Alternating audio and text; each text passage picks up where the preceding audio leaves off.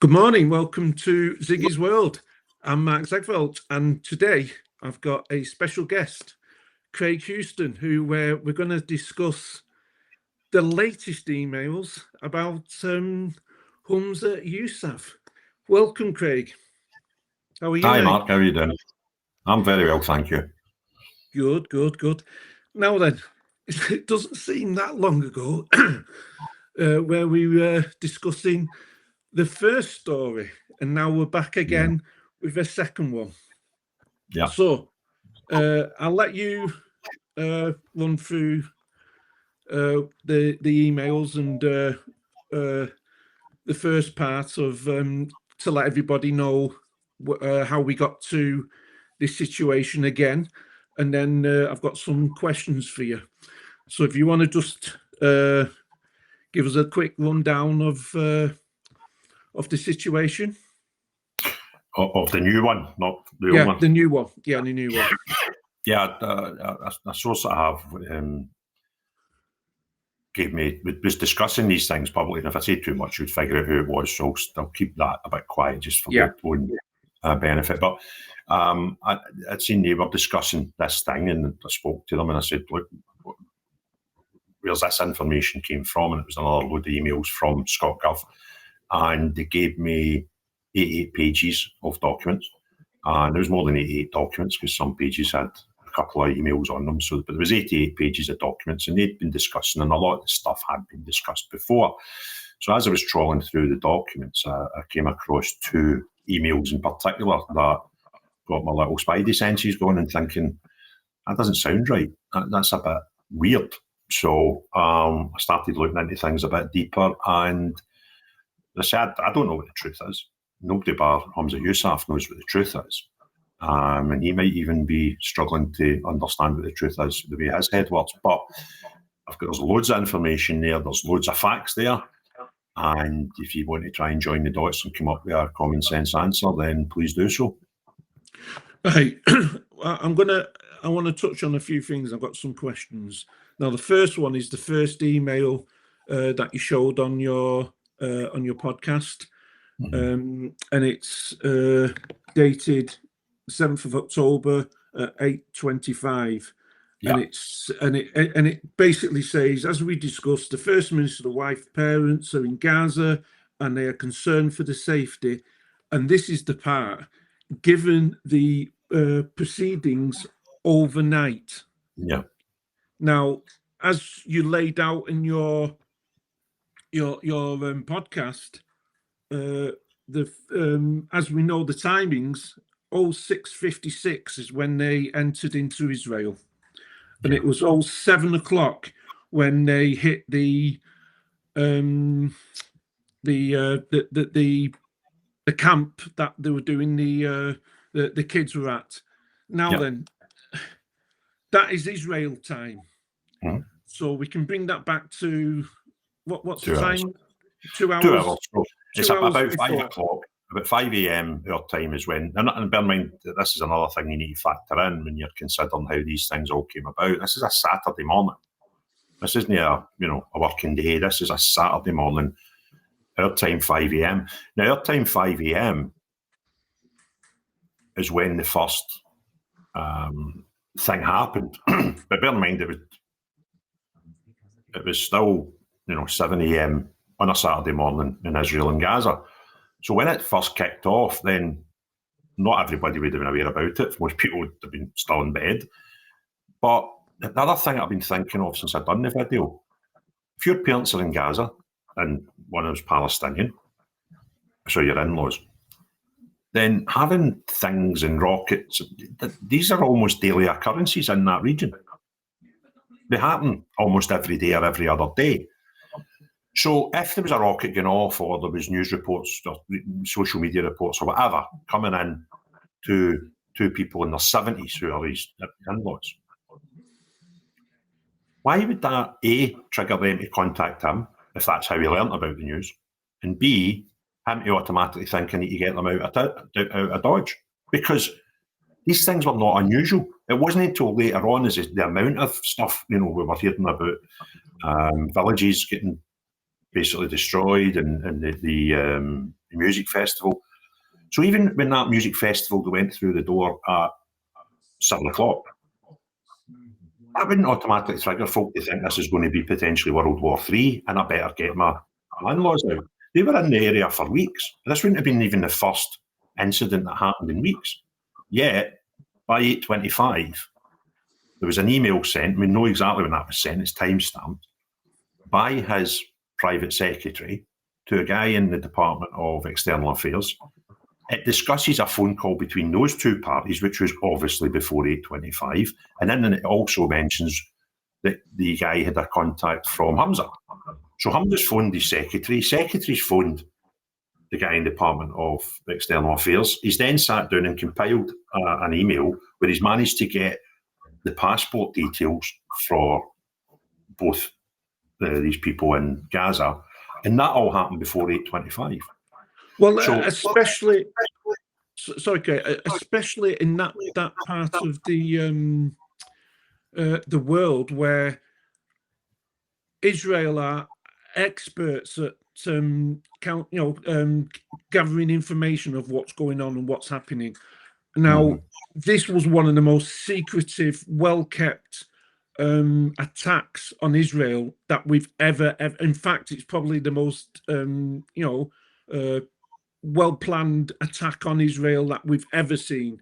And now, if Israel forces didn't know about this and that this was going to happen, or had any kind of inkling or information, then you would think on the side of Palestinian, where Israel have many informants and people that keep them informed on what's going on, this would have been kept to just a few people within Palestine that would have known that this attack was going to happen. So his parents would have had no idea what was about to happen or what was going on. You would think, wouldn't you? Well, yeah, but it wasn't only his in-laws that were there. Well, he has his in-law. He's got a brother-in-law or a half-brother-in-law. Big question to ask. To take it in isolation is a tough enough one to answer. But when you actually factor in everything that's going on here, sometime 2 phone calls before 8:25, let's just say it was 7, right? His prime concern is not everybody's safety in that territory or the safety of any other British citizen in that territory, because if it was, he would have went about it a different way. He would have contacted the Foreign Office itself. What he's done is, he's contacted his private secretary at some point early on the Saturday morning and said, look, my mum and dad are in here, we need to get them out. Now, people say, well, you've not got any proof of that. Well, yes, we have, because he supplied his personal secretary with their passport details to pass on to somebody in the Foreign Office. So he obviously, his initial thing, whenever it was time-wise, was to get them out.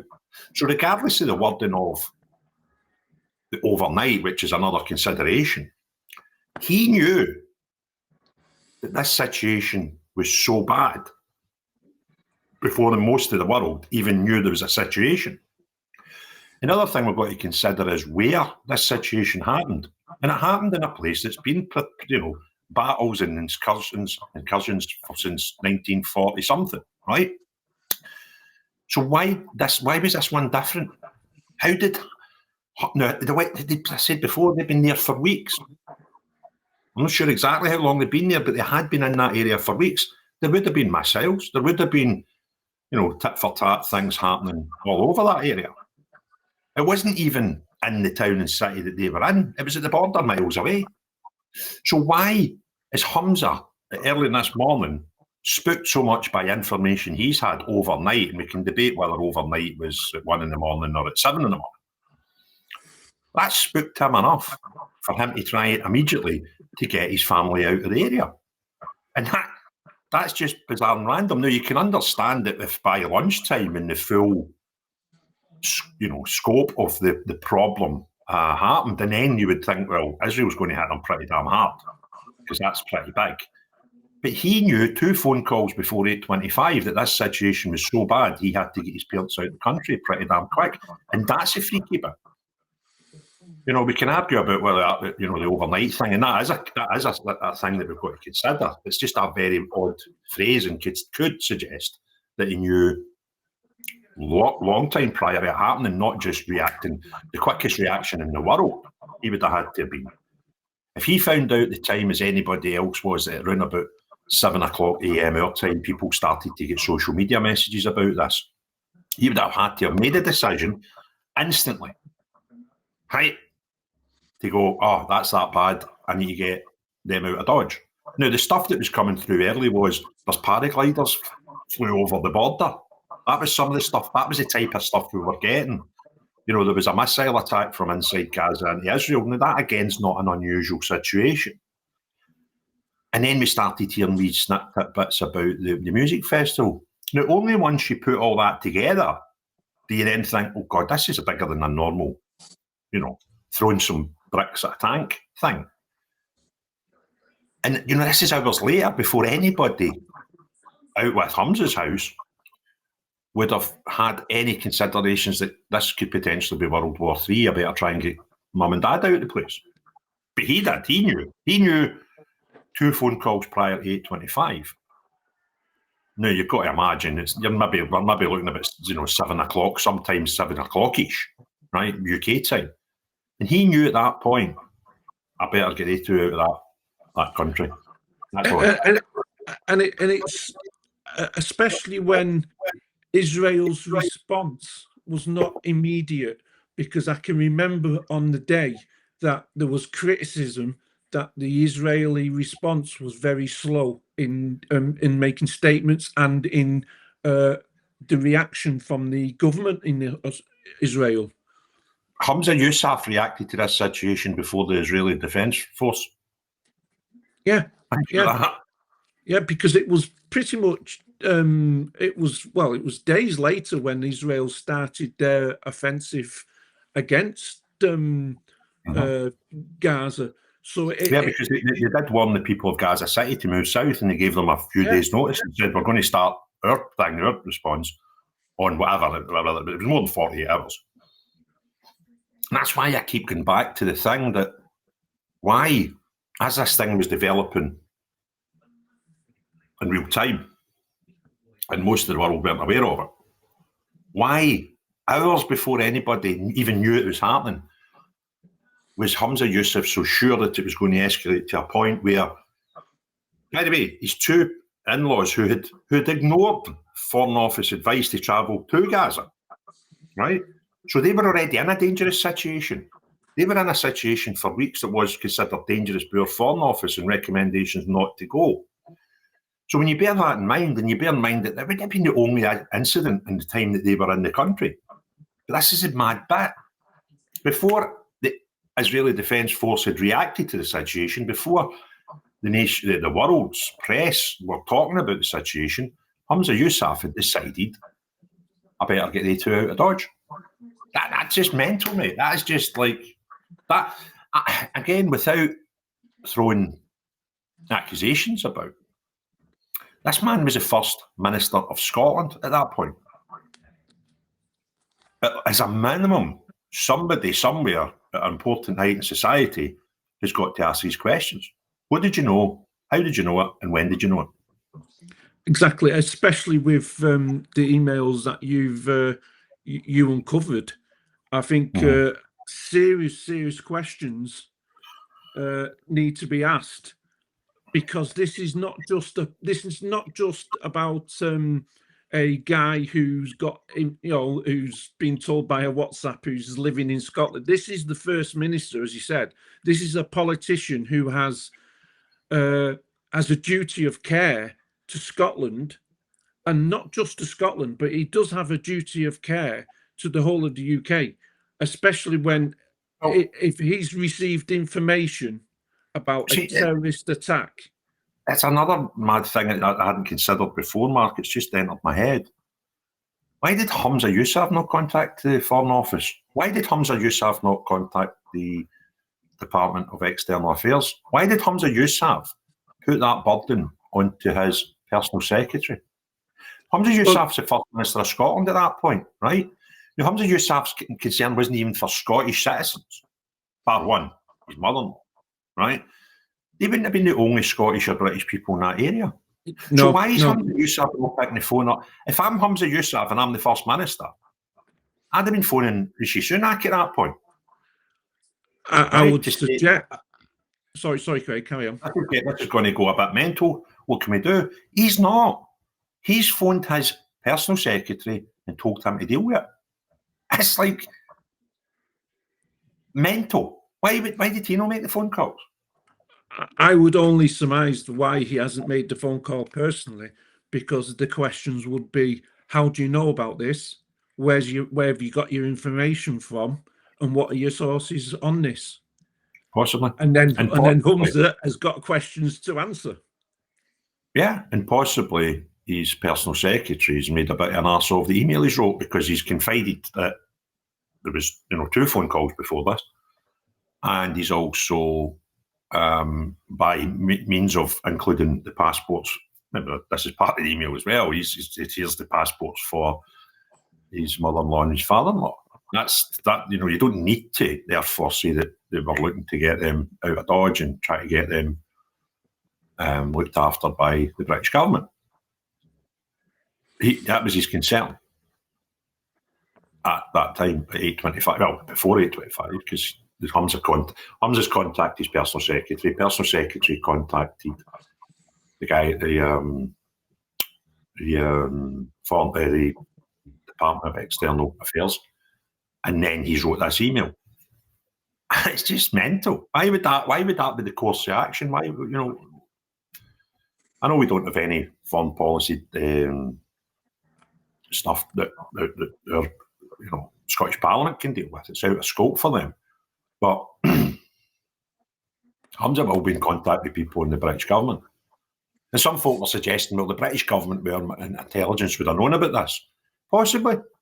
They wouldn't have been telling Humza known about. Our government might have known quite early in the proceedings when this, these attacks took place, because we have our own intelligence service. But the intelligence service might have phoned up our Prime Minister and got him out of his bed that day and said, look, there's some shit happening in Gaza you might need to keep a close eye on, or the Foreign Secretary or the whatever. They wouldn't be phoning Humza Yousaf. Because some people are trying to suggest that Humza Yousaf would have learned through our British government. Well, if that's the case, why is the calls going the other way? The call, the contact would have went, Humza Yousaf would have already been in contact with somebody in our Foreign Office if the nonsense that some people try to get me to accept. Yeah, I don't actually buy that myself, because we didn't. Impossible. It's impossible. There's no reason for it to happen. And B, if that had happened, that he got the information from our government, he wouldn't have then phoned his press secretary to contact our government. He'd already been in contact with them. And at that time, I suggest I don't buy that kind of an excuse, because at that time, not only our intelligence, but Israeli intelligence, which is one of the best, because they have to be one of the best intelligence gathering organization that in the world of any country, because they get attacked so often and by so much. And this is why this was such a shock, because the first questions I remember being asked, and I remember being in the space with an Israeli journalist, a famous, well-known Israeli journalist, and the space there was about 50,000 people within this, listening to the space. And she mentioned, and she said, I've got serious questions of why the intelligence, which is the best in the world, did not know about this attack and were caught off guard so clearly. So if they were caught off guard with this, there's no chance the UK intelligence would know anything about it, because if they did, they would have passed it on to Israel, because we are allies of Israel. So we didn't know anything about this. Our government were caught off guard as much as the Israeli government. So the idea that we knew at even 8 a.m. or 8, when Humza sent 8:25, when Humza secretary sent the email, there's no chance our UK government knew anything before then, or even straight after then. it was hours and hours later. In fact, it was actually days later until we got the full story. So I don't really buy that excuse of, and see all this. Yeah, see all this trying to guess how far back the two phone calls were. Was it 7 o'clock that Humza phoned his secretary and that would have given him time to try and get hold of somebody in the Department of External Affairs? It's, 7 o'clock on a Saturday morning, right? I always need to remind yourself of that. Yeah. But that's one thing to me. But his immediate response, this is a bit that blows my mind. And I think this is even more important than what happened last night thing, right? He knew that this was so bad, he had to get them out of the area. How did he know that? Yeah, because we did. They'd been there for weeks, apparently. And this wouldn't have been the first incident that they've had over their stay there. So why and how is it possible that sometime 2 telephone calls before 8:25 in the Saturday morning, the Humza think, I need to get these 2 out there? It beggars belief. Nobody knew how bad this situation was going to be, or the response to it. And as I think you said earlier, and it's quite relevant, that the Israeli forces took at least an hour and a half to 2 hours before they even got to the area to understand themselves how severe this was. Because, as you say, they get attacked often. So they might have been going there thinking this might have been a skirmish where there's a couple of, a few soldiers might have been injured, or, it's been detained. They didn't know the severity of the music attack, the music festival attack, how many were dead, and how quickly and how they overrun the forces that were there. They didn't know any of this for hours afterwards. But Humza so knew. How could Humza know? Humza knew it was that bad. He had to try and get his mum and dad out of the place at 8:25. 2 calls prior to 8:25. He made that decision. I need to try and get them out of here. It's just beggars belief. He's known something. He knew something that you and I didn't know. He knew something that the Israeli bloody forces didn't know, because they hadn't even reacted by that point. No. And anybody that wants to defend it and come up with people are saying, "Oh, you're a conspiracy theorist." No, I've put out some facts. I've said here's some time-stamped facts, right? Undisputable. It's not made up stuff. These are proper emails that came into, because the second email was one that they received, the Scottish Government. These are factual documents. Now, I think it's a bit weird as how did it come about? And, the mad thing is, right, he was our first minister at that time. There looks as if there's some information that he's known, which is pretty strange information. How did that guy stay our first minister? That's totally complicated this whole situation. This guy being, it was even just an MSP or a cabinet minister. It was the first minister of Scotland at the time. Surely, and again, I think this is questions not just for Humza, but for the relevant people within the UK government of why this hasn't been picked up. It's took you to pick this up. You've recognised these emails and looked and thought, well, the timings quite evidently are quite strange. So why are they not asking these kind of questions? And why are they not saying, Humza, you need to come to a committee in Westminster and sit down with us, even in private, even say, we don't know, maybe they have spoken to him in private, we don't know. But even in private, say, Humza, you've got questions to answer, mate. This is just, this is strange. We need to know. And maybe he has come up with a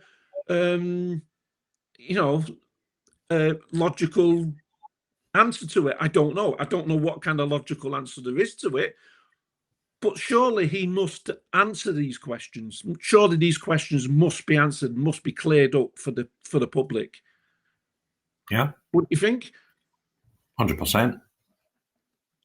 And it goes on to the second part. Now, this is the part that I think I'm also interested in is the part where he asks for. He speaks to the guy speaks to him about the foreign help and the 72 hours before donating to the UNRWA. Yeah. Would you like to explain that that part? Yeah, this is an email which has been now. If you look at the first email, when they want to protect somebody's identity that's a Scottish government official or a UK government official, they'll just redact the name when the to and the froms are on the email. They'll take the first bit out so you can't see the name. You might be able to see the ScotGov or it's gov.uk or whatever. But this incoming email has had the total email address taken out, so it's not a UK government body.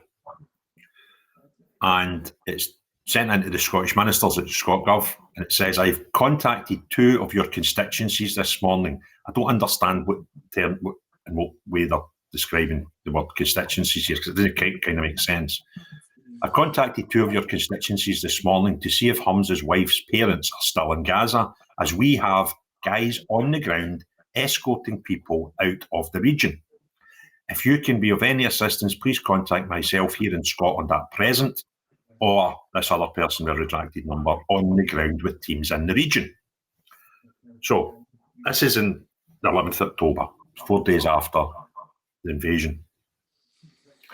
And this group of people who are not Scottish, who are not part of the British government, have got boots on the ground and offering to assist, and they've claimed they are escorting people out of the region. Who are these people offering to help 4 days after? Now, some people, again, because I've taken a tirade of abuse of people who just want to defend Humza Yousaf to the hilt, since I put this stuff out yesterday, and some people saying, well, you get these volunteer people that go to disasters. Well, yeah, you do. If there's earthquakes, you get these international rescue types. Yeah. They were in Gaza. They were in Gaza 72 hours after this invasion. Who was in Gaza with boots in the ground, escorting people out of the region at that point? I can only think of one. Possibly 2. One of them, well, 3, Hamas. There's one, right? They were running the whole country. I don't think they were escorting people out, right? So I kind of think you've got to discount them. You had UNRWA on boots on the ground because they've been there forever, right? And they were trying to escort people at that point out of certain areas, the ones that the Israelis had said cleared them out. And the only other one I can think is a maybe would be UNICEF. But I don't think they would have been putting their people through that. The UNRWA people would definitely be there because they kind of need to be there. It's the only area in the world they work in. And there's 13,000 of them in Gaza. So who was offering to help Humza get his in-laws out? Well, this is 4 days after the initial attack. Answers on a postcard.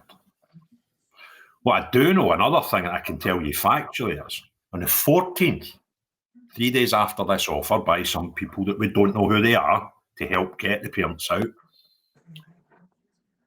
Scottish Government paid £500,000 to the UNRWA. Are these 2 things linked? I don't know. I can't answer that question because the only way I could answer it positively or negatively is if the email address was not redacted. But it is redacted, so I can't answer.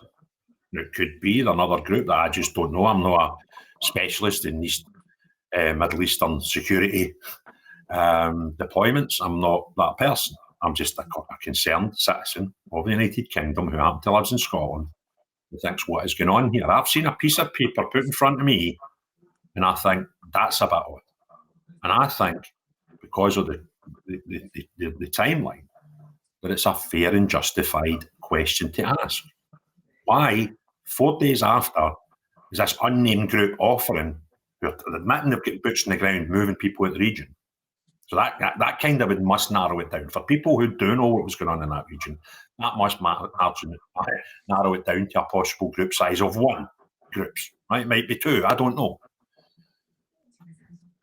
And then 3 days after that, the Scottish Government, for some reason, commit the first of 2 donations to UNRWA. And this one is for £500,000. That's why this email concerns me. Yeah, especially when, and I go back to that argument of, well, they had, it could have been people that were sent there, like you said, about natural disasters, they send aid people, and from all countries go there. But in this region, in Gaza, Israeli shut down all entrance, all people from going in and all people from going out. It's a very good point, Matt. So it must have been somebody that was in the region when the whole thing kicked off on the 7th, because nobody got into that region. No. After that, in the first 48, 72 hours. So that's a great point. So it narrows down the field of possible groups, even smaller, because they must have been there as the whole thing kicked off. And it would have to be a group that had the resources and the connections to be allowed to get people out of Gaza, because you can't just walk up and say, "Here's my passport, can I get out?" Yeah, just need to watch what we're saying there. We're not saying we got them out of Gaza, saying we got them out of the region. That could be a region within Gaza, I don't know. So I think we guessed that.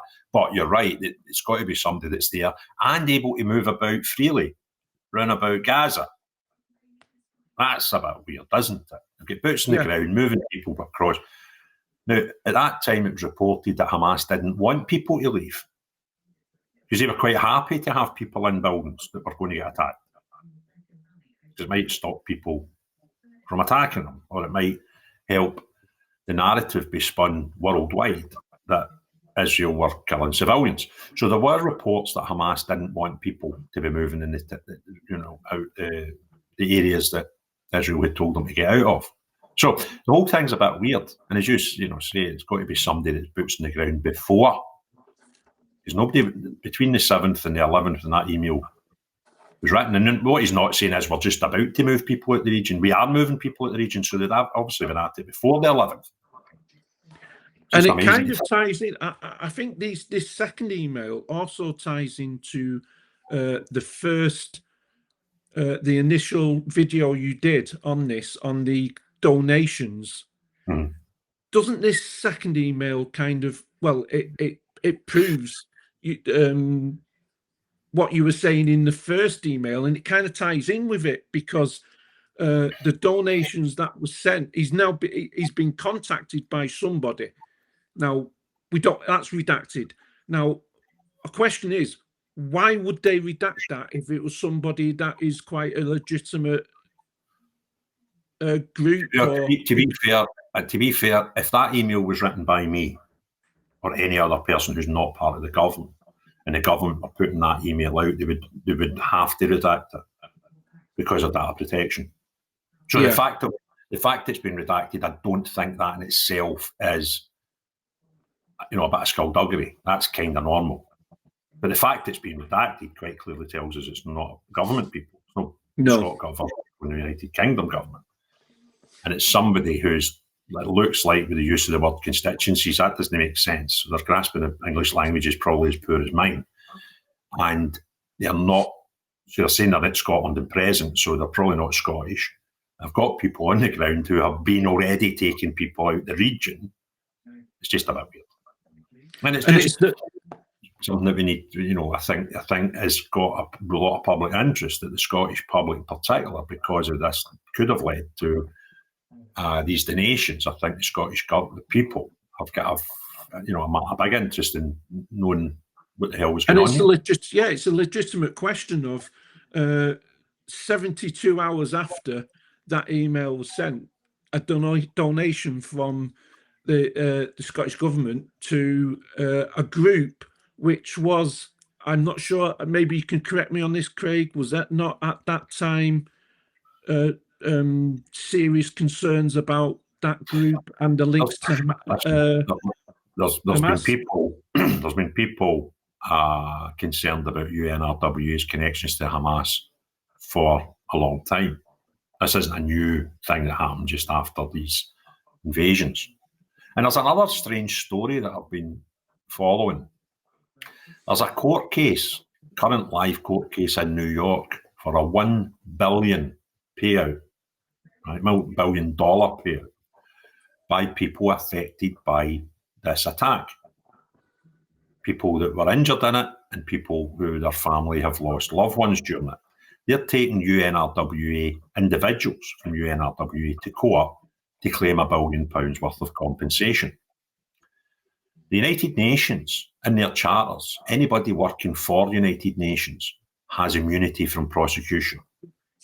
However, that immunity can be withdrawn at UN's discretion. Now, when these things kicked off at first and people were saying, hold on a minute, did UNRWA have people involved in that event? The UN came out and immediately sacked them. So they must have been quite confident that the allegations were true, or they couldn't have sacked people. That's not how you can't do things like that. They also made a statement that they will not be protecting these people and that they should be facing any criminal prosecutions. This is what the UN said when all these stories came out. But now there's a live court case, and it's not even a criminal case, it's a civil lawsuit in New York. The UN have said and repeated that their people have immunity. They have failed to withdraw that immunity, which they can at any point they wish. It's there in the statutes. Even more damning than that, the American Justice Department have not challenged it. They have agreed with it. So there's a $1 billion lawsuit currently live in New York that the people accused of doing wrong have got immunity. Now, is that the first time you've heard this, Mark? It is actually, yeah. Yeah, it is. Now, how bizarre is that? Because we're talking about a big world event, right? And a big load of chunk of change, and it's happening in New York right now. Go and Google that. And try and find the amount of mainstream outlets that are actually talking about this.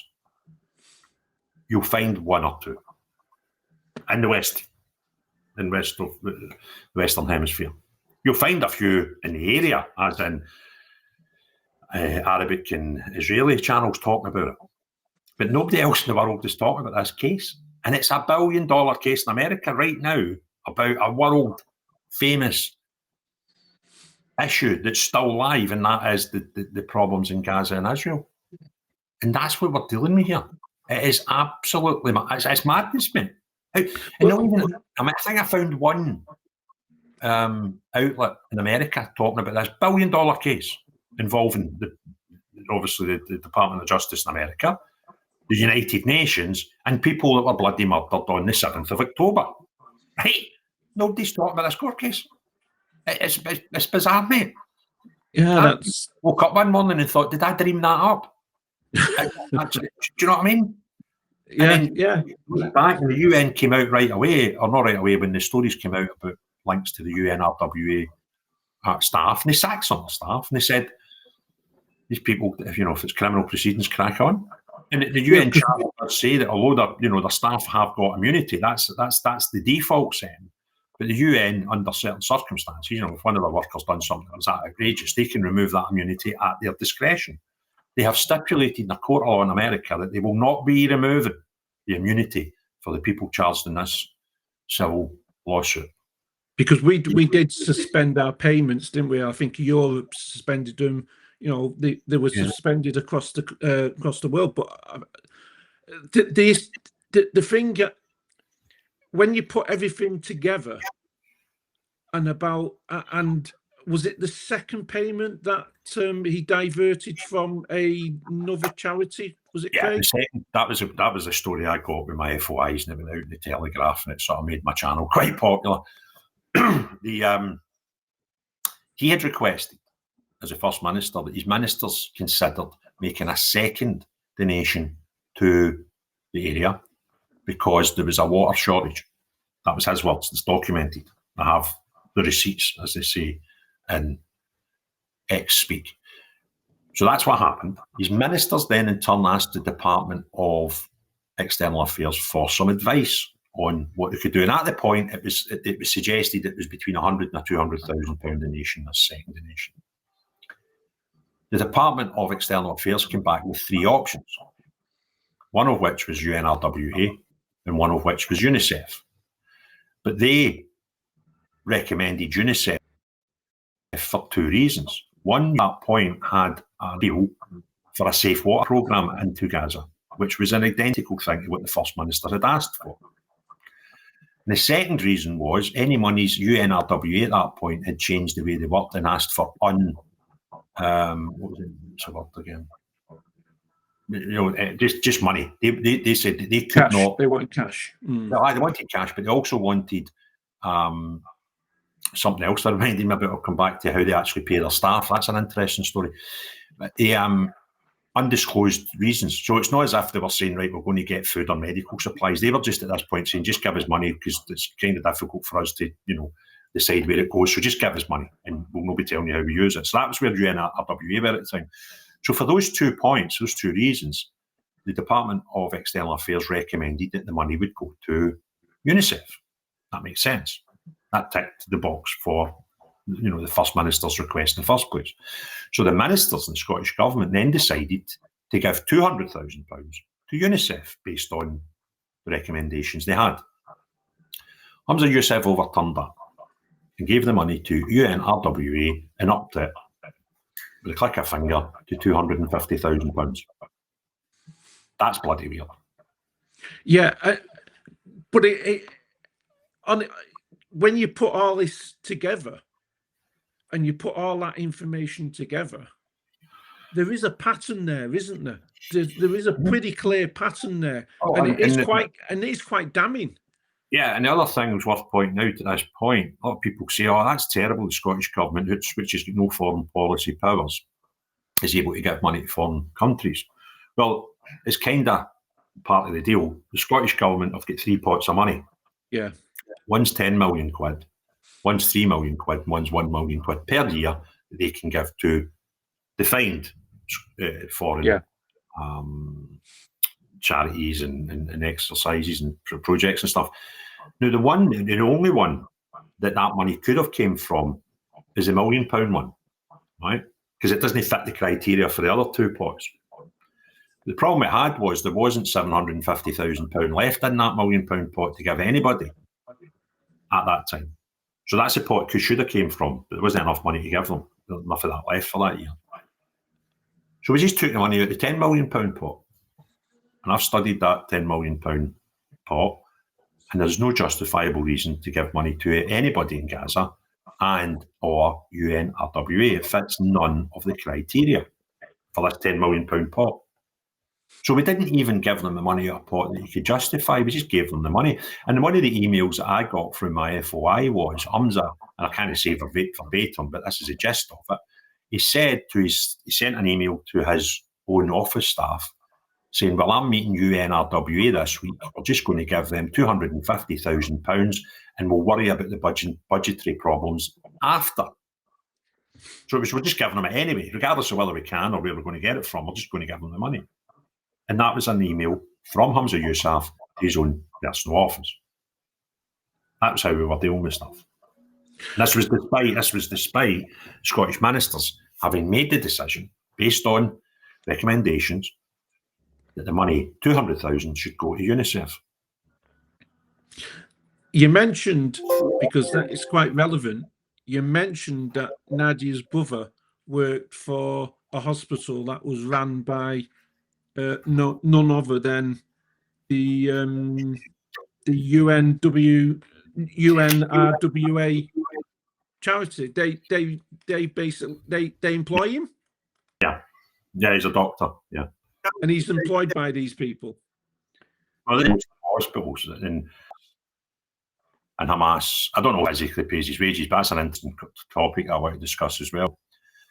When I found out about this trial in New York, I'm quite an inquisitive person. You probably agree with that, Mark. So I went off on a wee rabbit. Yes. hole. UNRWA have got 13,000 people in Gaza on their payroll. There's an allegation being made, not by me, that the 13,000 people get paid in US dollars. And a truck once a week or once a month comes from a bank in the West Bank and transfers all this cash so that these people can get paid in US dollars. These people then can't really do much with US dollars. So they go to an intermediary who changes that money into shekels.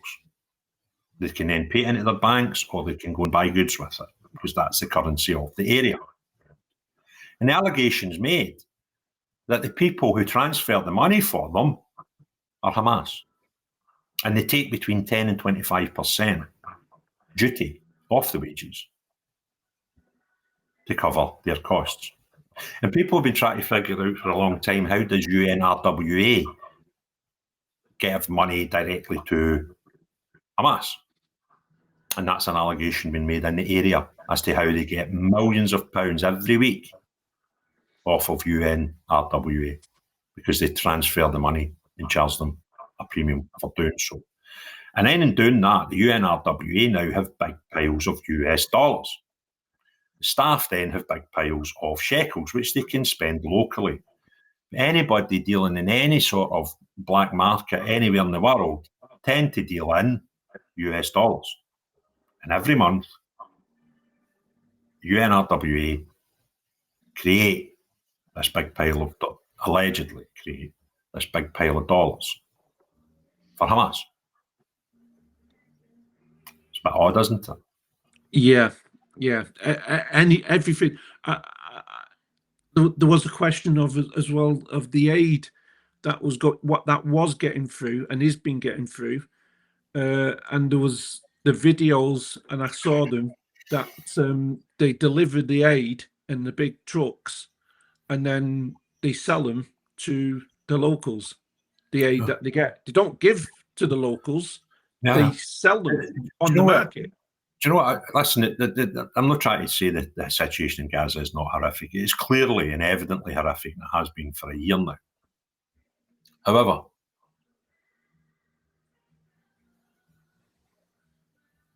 they always look for, and they're always short of, power, food, water, and medical supplies. They're always asking for that because they always run out of it. They never quite seem to run out of bombs and bullets. They've always got them. I can't figure that one out. But this area can't. But the other thing, and this happened me quite early on, see, as we all seen these horrific videos, some of them even true, some of them are true, genuine videos. There was normally people gathered around the entrance of hospitals as the ambulances were delivering injured into hospitals. We've all seen those videos. We've seen loads of them at the start of this war. At that time, we kept getting told there was no power anywhere apart from the hospitals through generators, and they were running out. Nobody had power. Is that right? That's what we're told, weren't we? Yeah. Next time you see one of these videos for about this time last year, look how many people have managed to, in a place with no power, charge up their mobile phones. Because everywhere you look, there's people filming it going on. So the guy that you're watching the video has obviously got a powered mobile phone, and in front of him, you'd always see 6 to 10 other people videoing in a place that's got no power. That was one of the accusations that was levelled at Humza's family when they were in the villa, and they said they've got no power and they've had no power for a number of hours, but there were video for not FaceTiming. Aye, but there was one video where his mother had been telling everybody that they had to flee where they were originally staying into a family-owned property that had 2 bedrooms, and there was something like 50 of the family all having to stay in this one house, right? While she was doing a FaceTime video in an empty room. Yeah, doesn't add up, does it? Kind of weird, that one. Yeah. So there was a lot of what I think in a cold light today is kind of false information flying about. and there might be some that's connected or not to the then First Minister of Scotland, which is mental, mate. What the finally, I want to ask, it's something that I've just been thinking about. Were the UNRWA, were they legitimately responsible for getting people? Were they the organisation they used to get people out of Gaza? Was that? I mean, were they the ones that were able to get people out? Because there were people that obviously got out, and there was a list of people that were put on the list that they were allowing out. Who was responsible for that list? Which organisation did that? I don't know, but I would kind of think that because if you remember what they'd done is they were telling everybody to go down to Rafah, the Rafah border crossing between Gaza and Egypt, which, by the way, was shut by the Egyptians, which I could never figure out. See, we have to take refugees from Palestine, apparently. That's what they're trying to push through government just now. Egypt will not even let them set foot in the place. No. They built a big wall. Yeah. So the border was shut. Israel told people, go south because we're going to start bombing north. And there was a massive migration of people going south. Somebody coordinated that. And I would kind of think the only people, and I might be wrong, there might be an organisation with more people than 13,000 in that small country that could actually help a situation like that. But I kind of think by process of elimination, that must have been UNRWA. Yeah.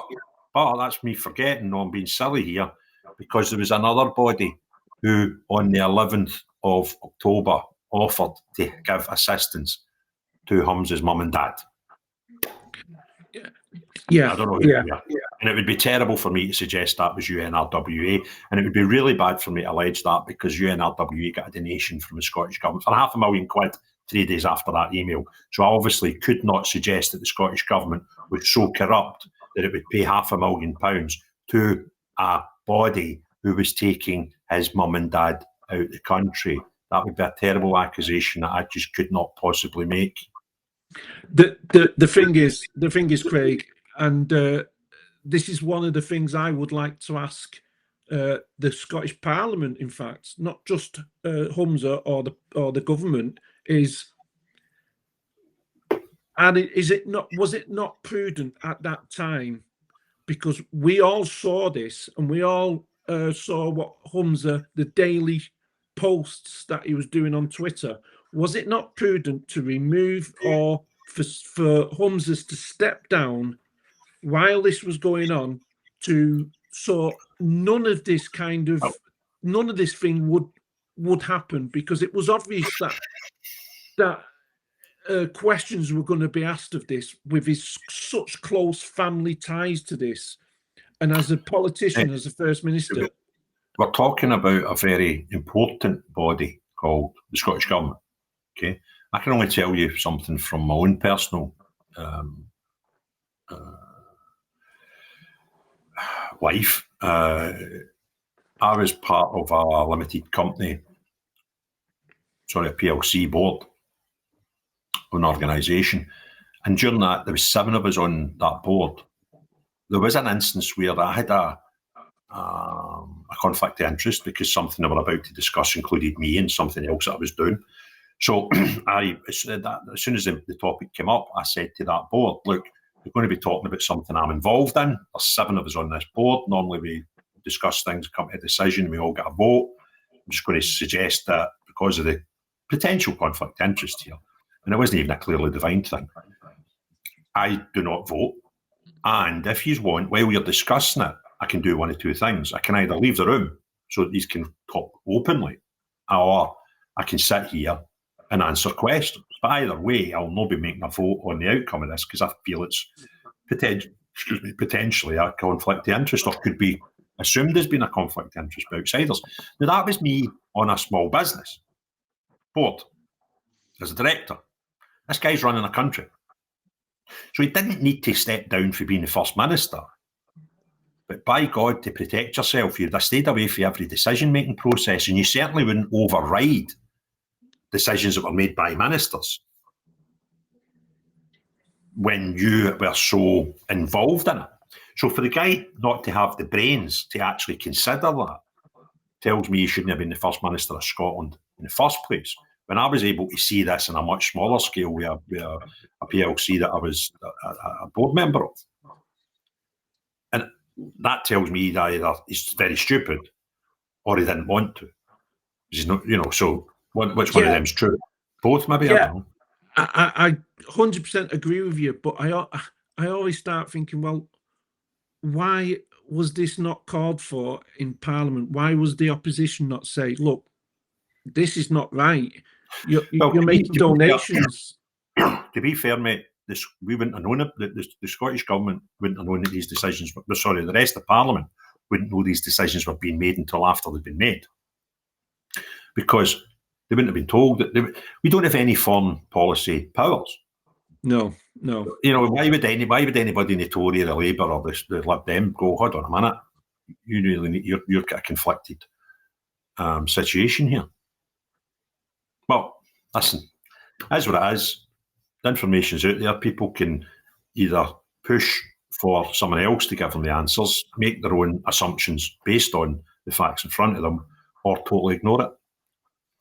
Yeah, but I do think they are legitimate questions that need answered, and I think we have a right, not as citizens of Scotland, to know what has happened and why the questions that you've raised, especially with what you found in the emails of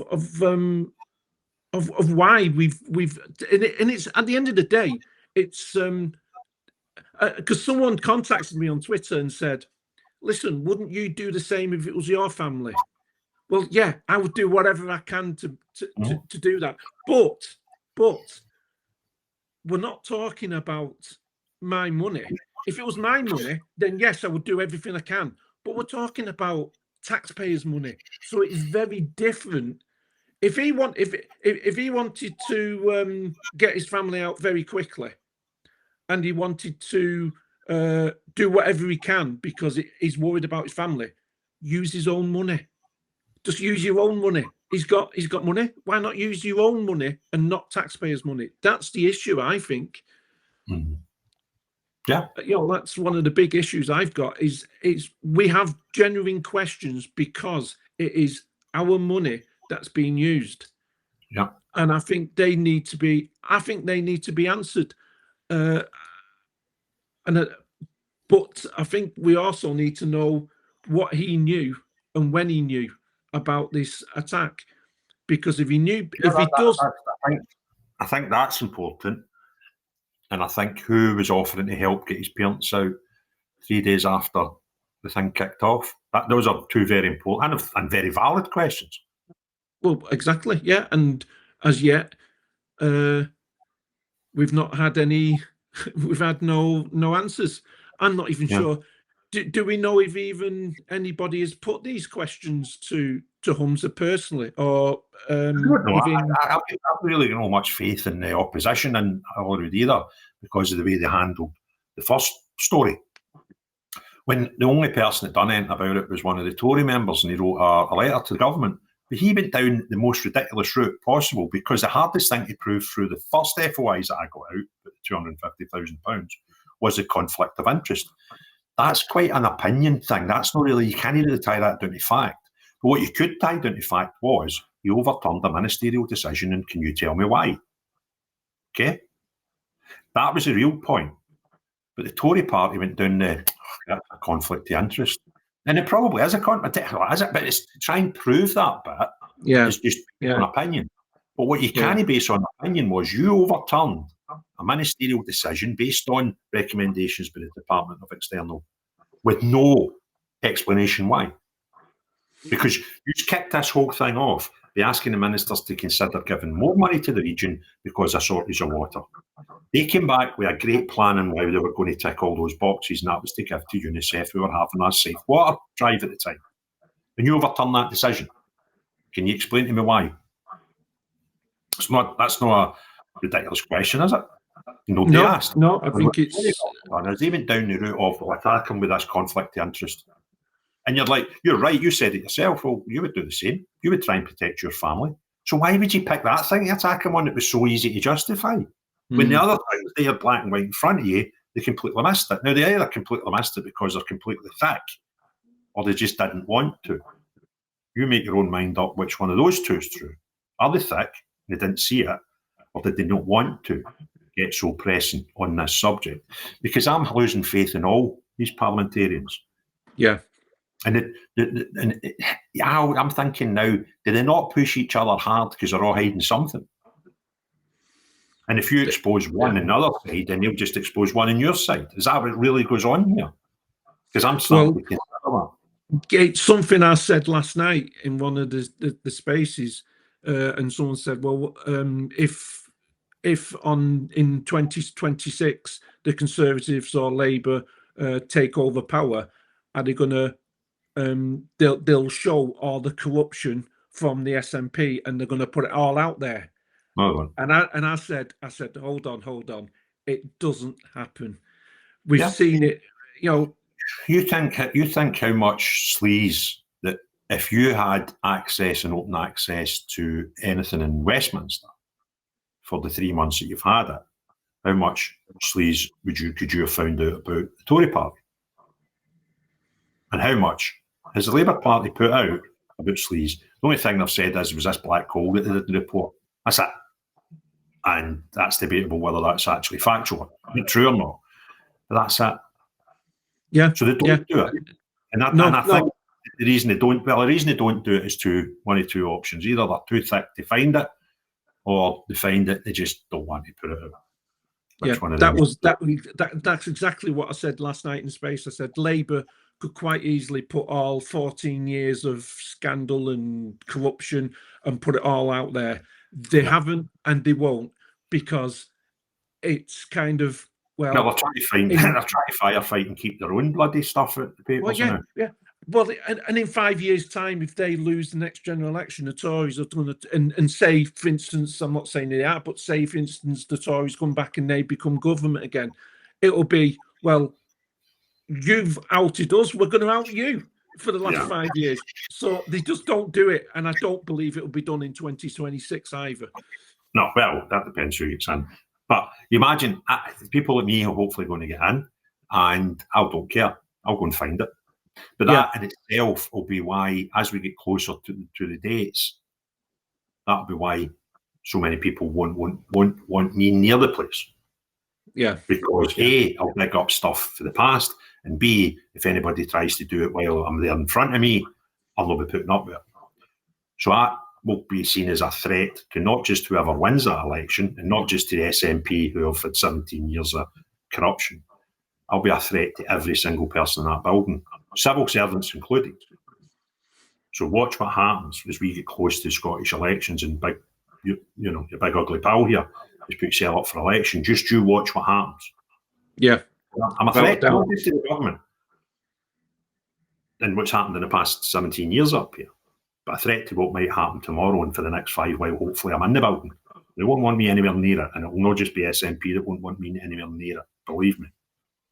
Yeah, without a doubt, because I think it's one of the biggest things we've got to face at UK level, never mind just Scotland, is the amount of corruption that there is within politics at the moment. I think it's something that's become one of the big issues that I've seen anyway. Anyway, it's been an absolute pleasure speaking to you, Craig, especially about this. And I do want to say thank you for, again, uncovering this story, because it blows my mind, this kind of stuff. And there are so many questions I think Humza's got some answer to. And it's great that people like you who work tirelessly to uncover this, because it does need uncovered and it does need spoke about, and there is genuine questions. Because I know what you've done is you've put the evidence out there, you've shown it, it's very clear who it's from, and the emails, the wording, everything, and you're now asking the questions. And that's what I think we need in this country, is that to be done more often.